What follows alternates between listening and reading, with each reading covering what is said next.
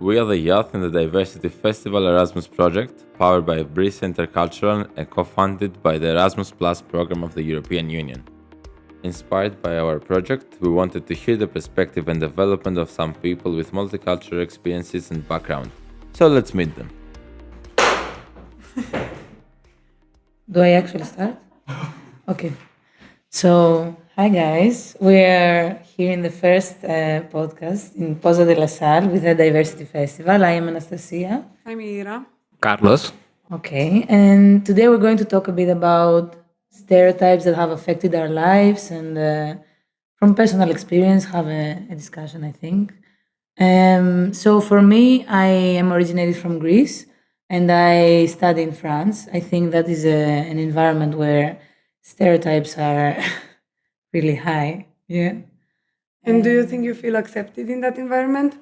Well, especially in the beginning, it was really hard for me to fit in because in Greece we are really loud. We like touching and speaking out loud, and in France people are a bit more restricted to themselves, and sometimes I felt a bit like they were judging how I act, or maybe I was acting too loud. What about you, Ira? Do you feel like you belong in a group that has some stereotypes around it? Well, I was born in Romania and I lived there my whole life. But I'm part of the LGBT community, and as a queer woman in Romania, I also feel some of the things that you explained. Mm-hmm.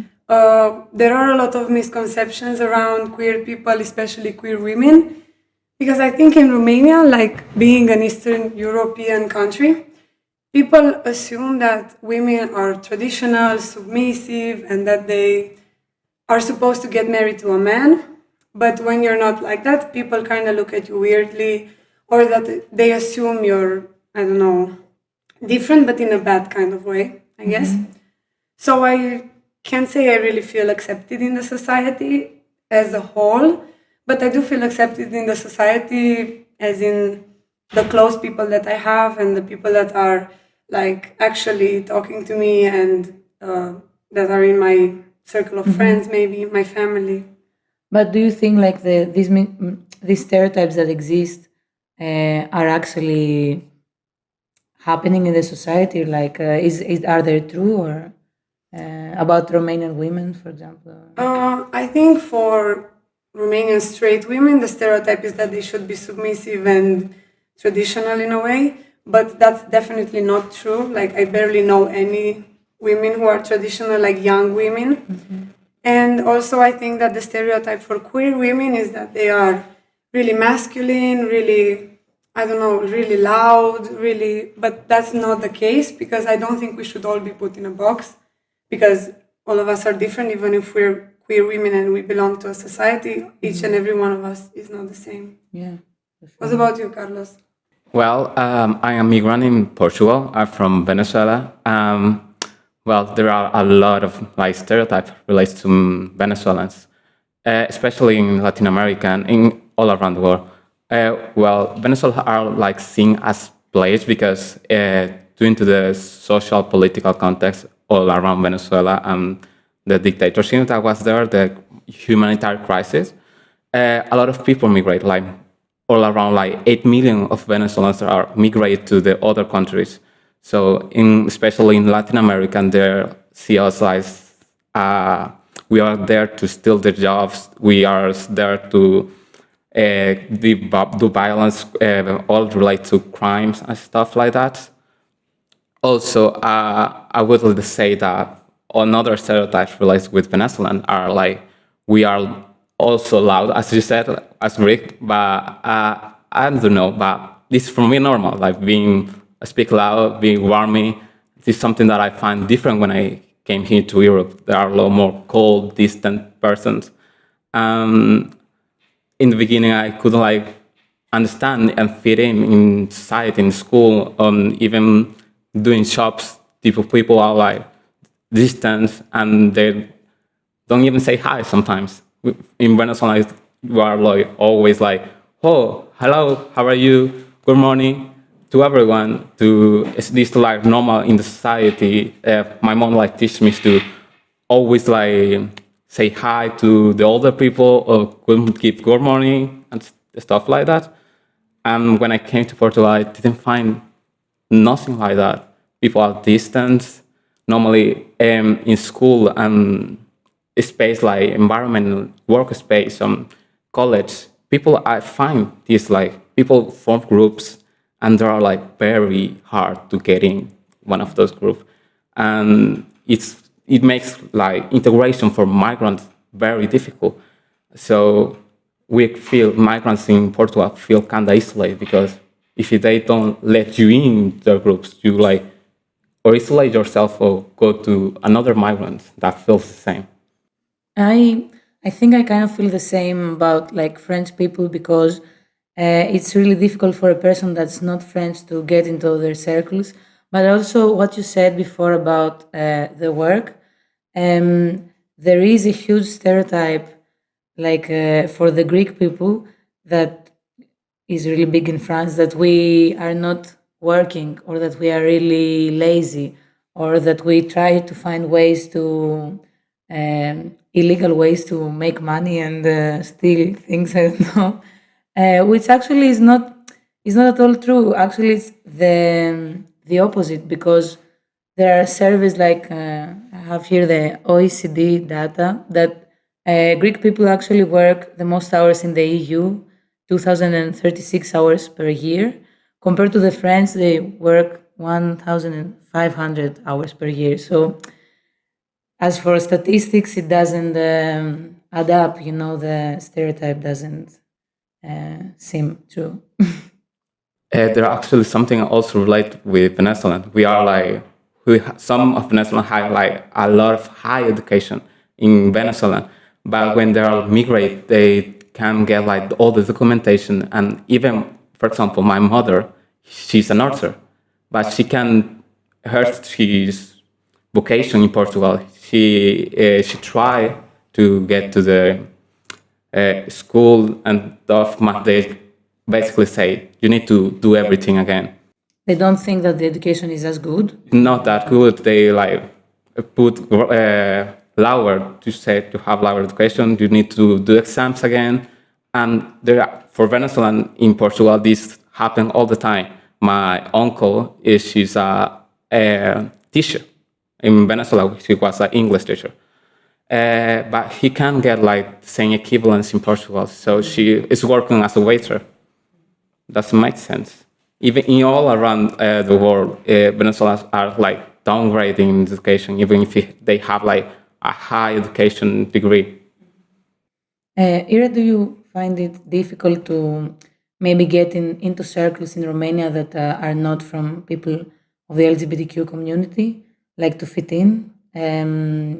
Maybe find friends out of the community and stuff. Is it difficult? I think it might be difficult if you are completely yourself. Because if you are a queer person, it's sometimes not that obvious. But if you tell people you are, then it's a completely different story. And I feel like many people, not just women, but especially queer women, they pretend that they are something else so that they fit in. I think it could also be a little bit harder finding jobs if the employer knows that you're queer, because you might have certain things in your appearance that make them think you would be queer. Like, for example, if you're a man and you're a little feminine, or if you're a woman and you're a little masculine, they might perceive you as queer, and that would make you getting hired harder. Because, for example, if you work like as a waiter, that you work with people, and it's important what those people think of you. And I think that's really difficult, finding a place where you're accepted, especially since talking about work or school. Because in school it's easier, because you could find young people. Is it also a matter of like safety? Do you ever feel not safe around in Romania? I Like would something say bad is yes. going to happen to you? I don't know. I would think yes, because in Romania it's not legal to be queer, or it's not legal to get married, but it's also not legal to show signs on the street. Like, it's not legal for two women to hold hands or two men to hold hands, and you could get arrested. It doesn't usually happen, but for holding hands, but if I would kiss on the cheek or something like that, it could definitely happen. I think what's more common would be getting like attacked physically. That would be like the most common thing, because getting arrested is not that common for this. But getting attacked, definitely, especially as a woman. Men are not really accepting of this, but for men it's the same. Like for queer men, it's the same. You're not really accepted, so you're never really 100% safe if you show yourself as who you are. Do you ever being attacked or something like that? Like, Personally, no, but I would say you have to be a little careful, maybe on the street or like in public places, to be like, I don't know, try to fit in as much as you can. So then it doesn't really happen like every day. It's not that, but it could happen any day, I would say. and you say like your family supports you, or on your orientation, sexual orientation, is comfortable with it, or is like more conservative and traditional, and they are like, you can't. I got really lucky with my family because my close family, like my parents and aunt, and like the really close family that I have, they support me. I have had like relatives, but luckily far relatives that are not really, I'm not talking to them every day, that they don't agree. And I feel like Romanians are always, they always want to share their opinion. Like even if it's not about them or they're not involved, they feel like they know it best. So I think that's like the biggest barrier that we have. I would say like in Portugal, also talking about migration, in the society, no more like recently or with the recent migration from Asia countries, Portugal is getting like very, very bad from migrant because, as you might wonder, Asian countries and Asian people that came, there are a lot of different. I feel that Portuguese people are not that open to receive these people. There is no integration programs. There are actually extreme political parties totally against, and they like trying to criminalize all migrants for for specifically crimes, and trying to do this like a propaganda to cut help to migrants. But actually, in Portugal, migrants are needs. Migrants contribute like a lot to the economy of Portugal. In all around Europe, it's like that. When migrants come, they improve the economy, but then there is this another side of the coin where migrants don't get that integrated, especially right now with there are like a lot of migration from Asian countries. There are like no like how you say, Like programs for integration. yeah, integration programs, trying to teach the language or. So do you think that this could be a good solution, or do you have any other things that you think would make the situation any better? As I said, this Portugal is very complex because there are these like natural behavior of people. They are close groups. I mind wondering this: we all Portuguese, younger are more open, but older ones are more conservative, and they don't want at all to trying to change mindsets. I don't gonna say that they need to totally be different, but maybe trying to be open mind to all these new people, because we are not only we are migrate to this country to improve our life, to get a better lifestyle, to get a better education, or even in some countries they don't have food to eat. So we are trying kind of to survive to this all that situation. I think that in general, like for me too, the older people is more difficult to approach and maybe understand the situation of a foreigner being in their country. But for me personally, the more I learn the language of the people there, the more I learn French, because it's really important for the integration. It's easier to feel accepted if you speak their language. So maybe programs for people that are from abroad to learn the language. I think it would help a lot. And also what you said before about having a cycle that is made out of people that actually accept you and is kind of a safe space for you, always help you feel more accepted in a country that's not yours.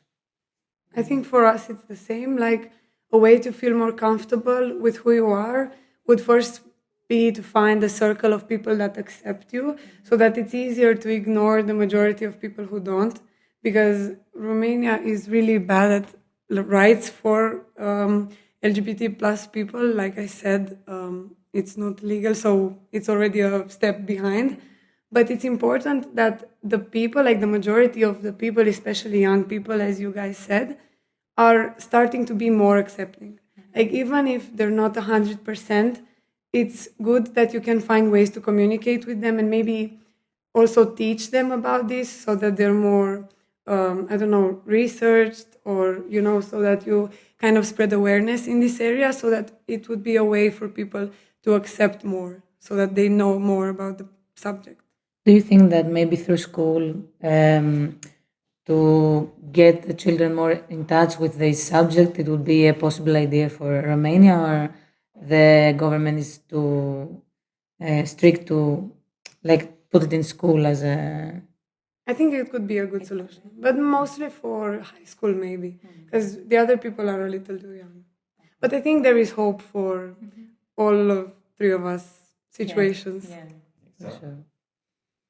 Okay, that's it, guys. So guys, thanks for watching. Subscribe. Bye. Bye.